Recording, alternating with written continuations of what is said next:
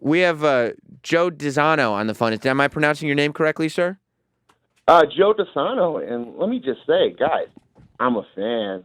Oh, thank yes. you, Joe. Times seen him live. Saw him on the Virus tour in 05 or 06. That's amazing. Well, so, thank you. So, what you guys, Jim, what you don't know about Joe is you're a fan of Joe's too. He is the advisor who saw our mayor dancing around like a monkey at one point. That was we tweeted an article that you were quoted in that you had seen him dancing around like a monkey and using the N-word. Is that true? Oh, it's absolutely true. And I wasn't, I was an advisor of his from 03 to about 13. Mm-hmm. And finally, the final straw was, the guy's got a lot of problems. Let's be frank. Mm-hmm. But the final straw was him dancing around like a monkey. And I'm not going to lie, there were financial problems too. He had made promises that he didn't follow through on, and I don't get a paycheck every 2 weeks. So, at some point, if you don't pay, I don't work. And then when you just dive into the racial well like this, enough is enough. So, did you think he was also dating his assistant? Oh, he absolutely was. Yeah, there's no. Oh, wow. Okay. See, we were giving him the benefit of a doubt, figuring these tapes were out of context, and there was an impressionist with the vocals. So that's probably not true. No, Rich Little was not on the case here. Maybe Voss. So wait, he gave his assistant a raise while you were you looking to get your money and she got a raise? Well, yeah. I mean, I was never a city employee. I was a private consultant. Okay. But now here's an interesting story. One of the situations that led to me just saying enough is enough was he was taped in Chicago by a private investigator walking along Michigan Avenue, kissing the assistant and holding her hand as they walked. Uh-huh. And I got wind of the tape because basically political people are scumbags. I got wind that the tape existed, and I thought I had a duty to at least alert him to the possibility that this tape existed. So I went to his office and I said, Mayor, you got a problem. There's rumors out there of a tape of you and Amanda, your girlfriend, walking along Michigan Avenue, making out. And he denied it. And since I had not seen, I had not seen the tape at any point. Why would he deny I just let it lie because, it was a rumor. And I gave him my best advice as a consultant saying, look, there's a good chance this exists. You've got to have some type of response. And he just denied it, which is fine. Sure. You know what? That's your business. But where the story gets weird is when the local ABC affiliate a couple months down the road actually gets the tape. Mm-hmm. He accuses me of being part of the conspiracy.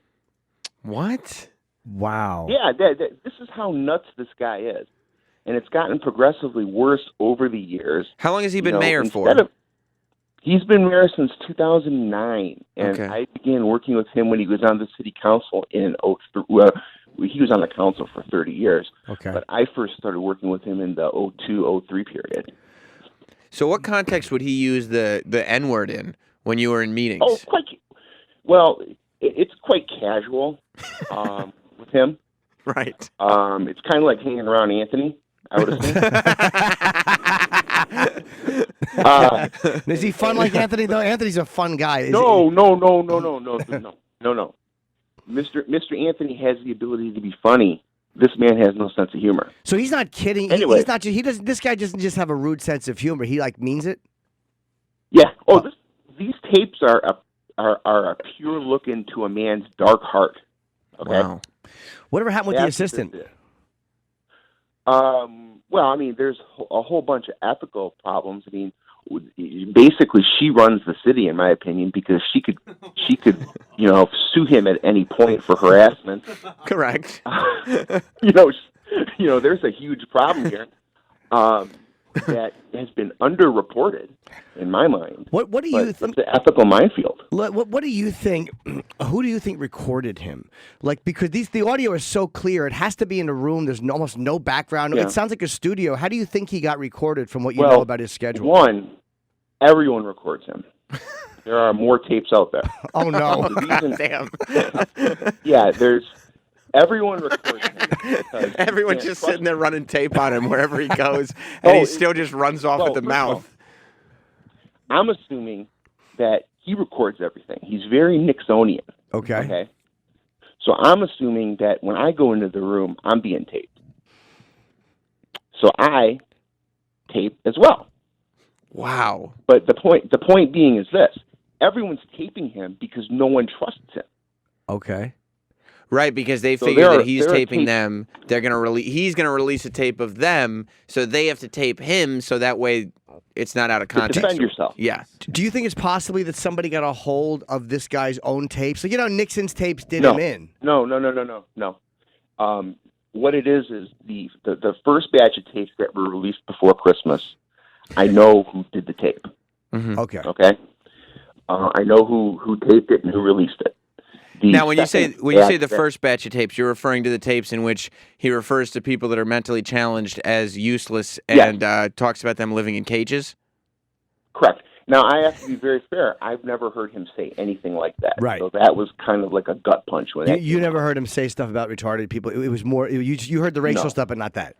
So you never heard him ponder about how people who are mentally challenged use the bathroom? No, I probably would have started throwing fists at that point. Okay. Now, you know who released the tape? Are you able to say who it was that released it? I can't. Okay. I can't. Mostly because he is in a position where his job would be threatened if his name came up. Okay. But the racial stuff, when you hear the tapes that came out yesterday, the racial stuff, that sounds like exactly like the type of stuff you would hear in any given day. I would go so far as to even say I think it may have been a tape. It may have been a tape of a meeting I was in. Wow. It's quite possible. Because he was very casual, particularly with the story about the two N-words in the party store. Right. When he was a kid. That anecdote. Yeah, I heard him tell that anecdote a number of times. So is he? And he's getting up in age, so he doesn't remember when he says things. How old a guy is he? I guessed 57. 74. Oh, 74. 74. And how old was his? She's probably about 30 now, but here's the interesting thing. So he has another scandal several years ago where he lied about his age. What? Okay. Oh, no. Yeah, he shaved like 5 or 6 years off his age, so that quote unquote, and this is like in the newspaper if you dig deep enough, if you do a deep enough Google search on him, so he can date younger women. So is he a single guy? Yeah, never married. So how does a guy like this, who appears to be somewhat of a monster, get elected mayor?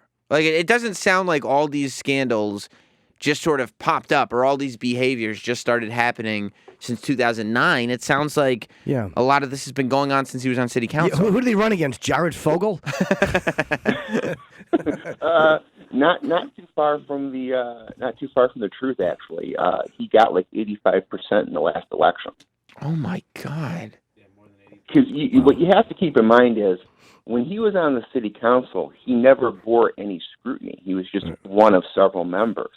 Okay, and since he's a single guy with no family, he's able to handle every incoming problem and deal with it in a very personal way. Okay, which is good politics. I mean, essentially all politics is about building a relationship with voters, or in most cases, a fake relationship with voters. Right. Yeah. And he was able to do that because, like, literally, he would sit home at night and take every phone call and every request from someone for help. You think he drinks? From that perspective, he was a good a good public servant. Do you think he drinks? We guessed about it, Joe. I believe him to be a complete non-drinker. Okay. Wow. So he's saying this stuff just clear-headed. What do you do when you're sitting there? You're like, my job is to advise this guy. I'm a political advisor, and you're watching the mayor that you have to advise in front of a boardroom, dancing around like a chimpanzee to describe his voters. Like, what goes on in your head? Well, those aren't. Yeah, see, here's the thing. That's not his voters. Oh. Yeah. His city straddles 8 Mile, which you'll remember from the Eminem movie. Right. Mm-hmm. Vomit on a sweater already. Mom's spaghetti. Yeah. So his city is the south border of the city is 8 Mile. And now you're starting to see African-American voters cross the border into Warren. But they're at this point in time, they're not really great voters. I see. So they're not. Yeah. You got a changing city, okay, and you got a mayor who's like literally walking off the set of Mad Men. Right. Old school. Although he's probably even racist for old school. Yeah, you know what I mean? Yeah, absolutely. But I mean, the ability to not know you're saying these things in front of people who are going to say something. Back in then, people didn't really talk about stuff, but you can't say shit like this in front of people now. There could have been. Keep it quiet. There could have been fire hoses on the street, and people would still be like, "Mayor, relax." Yeah, easy. Like, Jesus, Mayor. You can, though, if you're surrounded by people who make 6-figure salaries completely based on your whim. Right. You know, you do develop a cocoon. Yeah, and then it all just falls away at one point, and all you can do is sit there and be like, "No, it's not me. I don't know. No, Right. No, not true." Well, not true. This is being manipulated, to the level where they're just creating phrases. I mean, the bottom line is, if anyone has the ability to manipulate these tapes like this, they're working for the NSA. They don't give two shits who's the mayor of Warren, Michigan. Of course. And this sounds like the mayor to you. Oh, no question. I mean, these tapes are extremely clear. Yeah, they're pretty good quality. Yeah, they're pretty clear. I mean, we're being introduced to this guy for the first time today, and kind of comparing and contrasting his voice a little and hear the similarities. So it's good to hear an expert, in your opinion, say that that you believe this is definitely the same dude on the tape. Well, and let's look at it from a legal perspective. Okay, if Sam Roberts is being accused publicly of saying these things, don't you have a lawyer hired immediately to start suing the fuck out everyone? Sure. Yeah, I probably would seek legal action. Sure. Correct. So why isn't that happening here? Because it's a grand conspiracy. Yeah, and a great legal defense is if something is true, you can't be, you're not going to win a lawsuit if someone's actually putting out something that's actually generally speaking, you're right. And the biggest secret in Macomb County politics is if you want to pay off, sue the city in a situation where the mayor has to be deposed, and the city will settle the lawsuit. Because they're not going to put the mayor in that position where he has to tell the truth about things. Right. The mayor is terrified of depositions. That's why I'm very freely talking about this now, because he had the audacity to claim a conspiracy and compare himself to Martin Luther King Jr. on Martin Luther King Jr. Day. Man, oh man. So finally, what's he going to do? He can sue me. The truth is fine. I'll depose everyone. Right, you'd be happy to discuss it, in a legal surrounding.